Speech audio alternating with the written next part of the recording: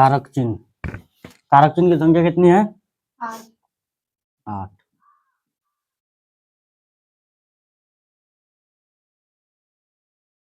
कारक चिन्ह, कारक चिन्ह की संख्या कितनी है? 8। कौन कौन? कर्ता कारक, सबसे पहले हम लोग क्या करेंगे, लिखेंगे कारक, और दूसरा चिन्ह। चलिए एक लाइन से बोलिए तो कारक, कारक का नाम।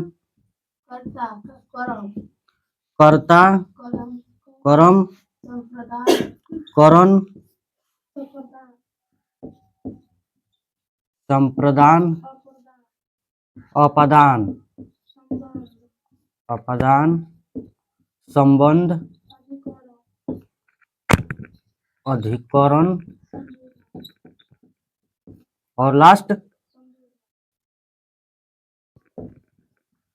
संबोधन। अब बताइए कर्ता कारक का चिन्ह कौन सा है? कर्ता कारक का चिन्ह। कारक का मतलब क्या होता है? कारक का मतलब, ये कारक चिन्ह का मतलब क्या होता है? ये दो वाक्यों को जोड़ने का कार्य करता है। कितने वाक्य को? दो वाक्य। कर्ता कारक का चिन्ह क्या होता है? ने, और करम को करण से, संप्रदान, संप्रदान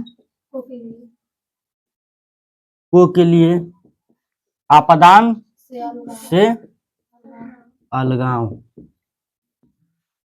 संबंध का के की, अधिकरण में पय पर, संबोधन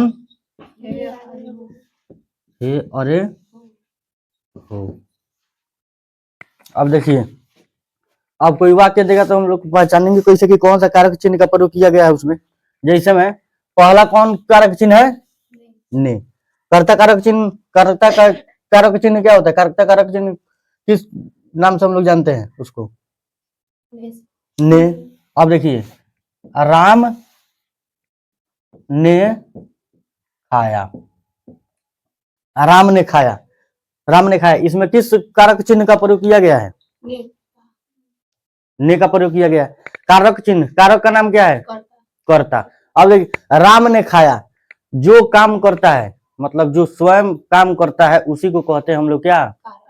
कर्ता कहते हैं उसको, कर्ता। उसी दिन बताए थे कि, और इसको इंग्लिश में क्या कहेंगे? सब्जेक्ट, सब्जेक्ट कहते हैं। तो जो मेन होता है, जो काम करता है, उसको क्या कहते हैं? कर्ता कहते हैं। और उसमें जो काम किया जाता है उसे क्या कहा जाता है? क्रिया। तो इसमें कौन काम कर रहा है? राम। राम कौन काम कर रहा है इसमें? खाने का काम कर रहा है। तो ये जो खाना है क्या हो जाएगा? क्रिया हो जाएगा। तो राम और ये खाना दोनों को कौन जोड़ रहा है? ने वाला जोड़ रहा है। ने कौन कारक है? कर्ता। चिन्ह कौन है? ने। अब दूसरा कौन है? कर्म कारक।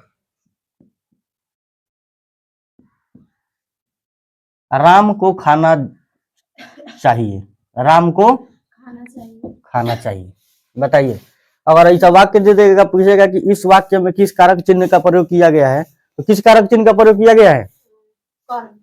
कर्म कारक का। क्योंकि कर्म कारक का जो चिन्ह है क्या है? को है। तो को इसमें मिल गया कि नहीं?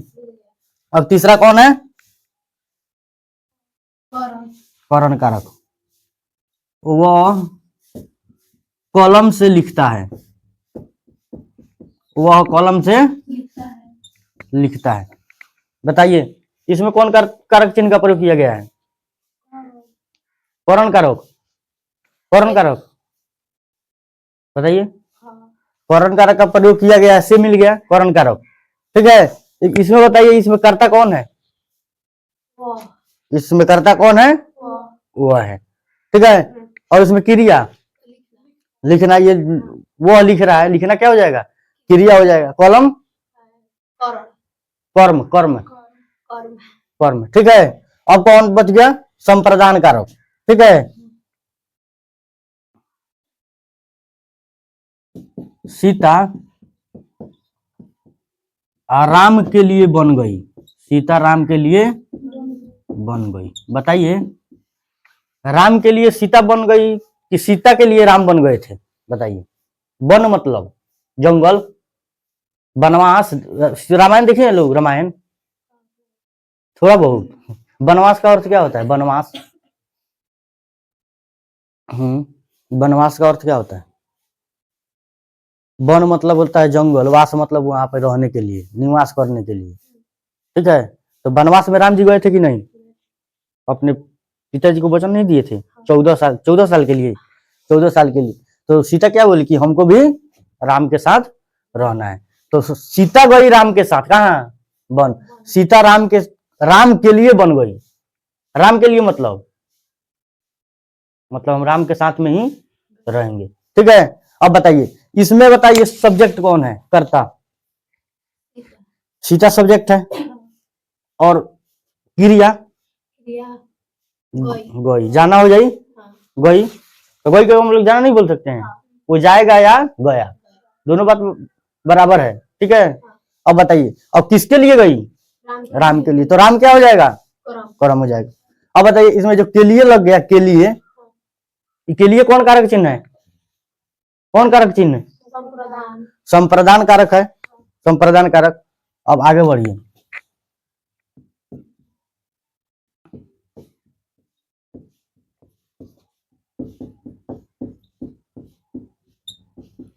वृक्ष से पत्ते गिरते हैं, वृक्ष से पत्ते गिरते हैं। इसमें क्या कह रहा है? अपदान कारक में, अपदान कारक में कह रहा है से अलगाव।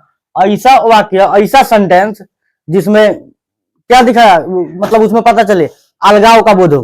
किसका पता चले? अलगाव का बोध हो। जैसे वृक्ष से पत्ता गिरता है, तो वृक्ष पहले जो पत्ता था वो वृक्ष में ही था, वृक्ष में लगा हुआ था पत्ता, लेकिन उसके बाद जब वो टूट कर गिरेगा तो उससे अलग होगा कि नहीं? उससे अलग होगा। तो इसमें अलगाव का बोध होगा। किसमें? अपदान कारक में, क्योंकि से अलगाव। तो वृक्ष से आ गया, कौन कारक चिन्ह का प्रयोग हो गया? अपदान कारक चिन्ह का प्रयोग हो गया से। लेकिन पत्ता क्या होता है? गिरता है। जब वृक्ष से पत्ता गिरेगा तो अलगाव का बोध होगा कि नहीं? पता चलेगा कि नहीं? जैसे में वह घर से निकलती है, वह घर से निकलती है, पहले घर में थी, अब घर से निकलकर कहीं जाएगी, तो घर से उसकी दूरी बढ़ रही है कि नहीं? बढ़ रही है। किसमें आ जाएगा? अपदान कारक में। जैसे में एक और,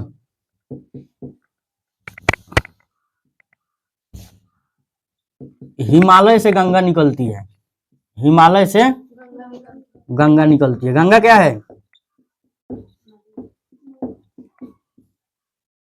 नदी है कि कोई लड़की है? तो हिमालय से कौन लड़की निकलेगी? बताइए। हिमालय से गंगा निकलेगी। ठीक है, जब हिमालय से गंगा वहां से निकल कर आएगी, तो हिमालय से जब निकलेगी तो वहां से अलग हो रही है कि नहीं? नदी अलग हो रही है। तो यहाँ पे अलगाव का बोध हो रहा है। कौन कारक चिन्ह इसका प्रयोग किया गया है इसमें? अपदान, जिसमें अलगाव का बोध हो। कौन कारक चिन्ह? इसमें देखिए, इसमें संप्रदान कारक, अपदान, अपदान कारक। कौन कारक? अपदान कारक। जिसमें अलगाव का बोध हो, उसमें कौन कारक चिन्ह का प्रयोग किया जाएगा? अपदान कारक। अब कौन बच गया? संबंध, जिसमें संबंध बताया जाए, जिसमें संबंध। अब संबंध किसे कहते हैं? संबंध, एक के बिना दूसरा अधूरा रह जाए। ठीक है, अब देखिए, इसको मिटा दें, लिखिएगा, मिटा दें इसको छापिए, तो छापिए इसको। पॉइंट नंबर 1 में देख लीजिए, राम ने खाया, और यहाँ पे डैश देकर किस कारक चिन्ह का प्रयोग किया गया है? उस कारक चिन्ह का प्रयोग लिख लीजिएगा कर्ता, और पुष्ट में लिख लीजिएगा ने।